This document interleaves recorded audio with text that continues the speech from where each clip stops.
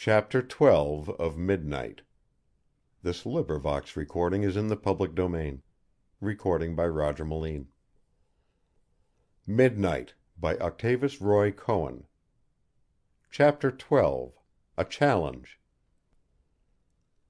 At 4:00 the following afternoon, Carroll received from Chief Leverage a detailed report on Gerald Lawrence.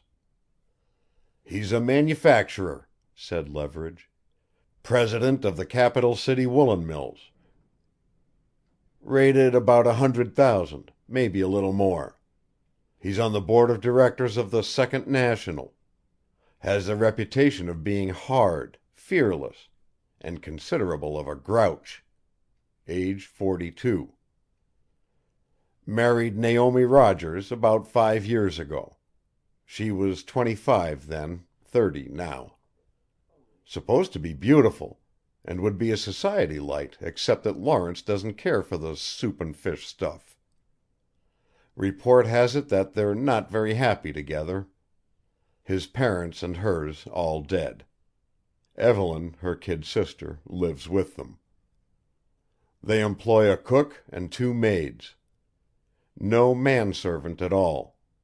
Roland Warren was pretty intimate at the house, but so far as I can discover there was no scandal linking the names of Warren and Mrs. Lawrence. Of course, him knowing her pretty intimately and being friendly at the house, you could probably find a good many folks who would say nasty things. But there hasn't been the real gossip about her and him that there was about a heap of other women in this town. Warren and Lawrence were pretty good friends. Warren was a stockholder in the woolen mills. On the other hand, it seems as though Warren was at the house a good deal more than just ordinary friendship would have indicated. But that's just an idea. And there's your dope." "And on the night of the murder?" questioned Carroll. "Where were they?" "Mrs. Lawrence was at home. Lawrence, if you're thinking of him in connection with it, seems to have an ironclad alibi. He went to Nashville on a business trip and didn't get back until the following morning." "Alibi, eh?" Carroll's eyes narrowed speculatively. "Are you sure he was in Nashville all that time?" Leverage shook his head. "I don't know, but I can find out." Carroll rose. "Do it, please, and get the dope straight." Carroll went to his apartment, where he reluctantly commenced dressing for the ordeal of the night. He felt himself rather ridiculous, a man of his age calling on a girl not yet out of high school. The thing was funny, of course, but just at the moment the joke was too entirely on him for the full measure of amusement.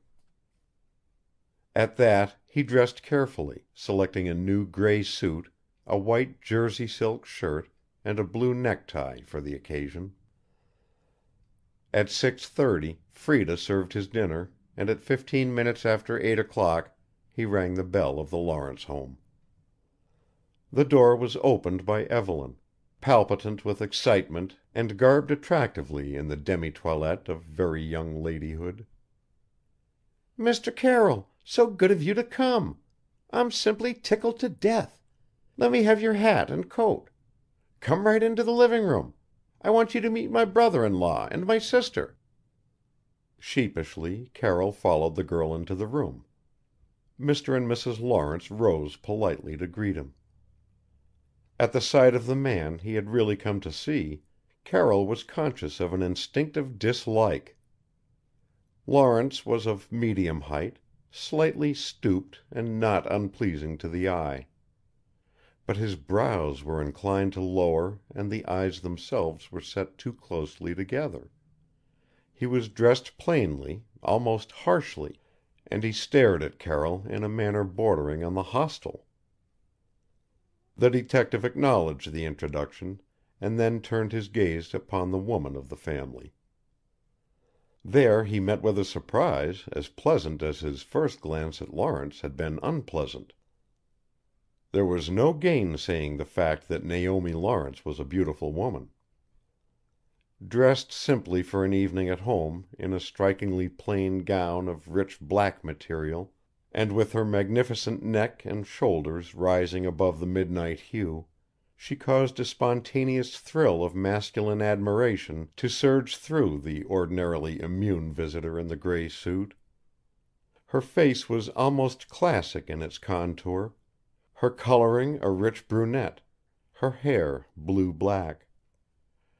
No jewelry, save an engagement ring, adorned her perfect beauty, and Carroll felt a loathing at the idea that this magnificent creature was the wife of the stoop-shouldered, sour-faced man who stood scowling by the living-room table.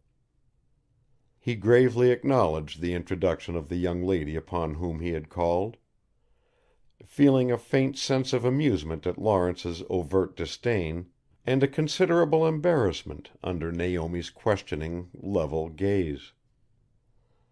For a few moments they talked casually, but that did not satisfy Evelyn, and she dragged him into the parlor.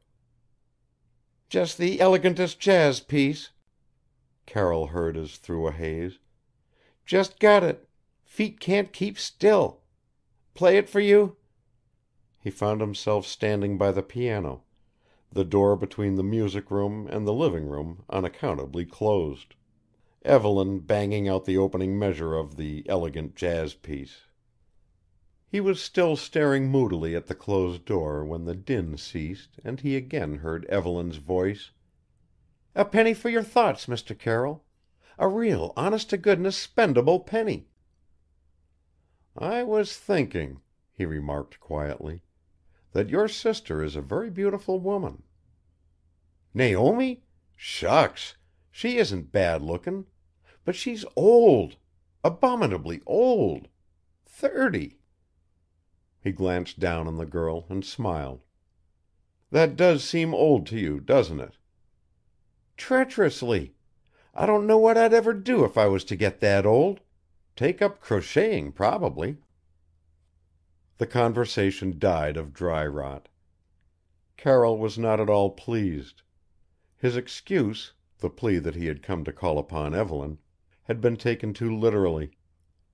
He had fancied, in his blithe ignorance of the 17-year-old ladies of the present day, that he could engineer himself into a worthwhile conversation with the Lawrences. Since meeting them, he was doubly anxious. There was a thinly veiled hostility about the man which demanded investigation. And about the woman there was a subtle atmosphere of tragedy which appealed to the masculine protectiveness which surged strong in his bachelor breast. But Carroll was a sportsman. The girl had carried things her own way, and he was too game to spoil her evening. Therefore he temporarily gave over all thought of a chat with the Lawrences and devoted himself to her amusement. He informed her that the jazz music she had strummed was "simply glorious," and that he regretted he knew very little popular stuff. She leaped upon his remark. "Oh, do you play? Really?" He was in again. "I have, a little." "I wonder if you would. Here's the grandest little old song I bought downtown," and she placed on the piano a gaudy thing with the modest title, "All Babies Need Daddies to Kiss 'Em." Its cover exposed a tender love scene wherein a gentleman in evening clothes was engaged in an act of violent osculation with a young lady whose dress was as short as her modesty.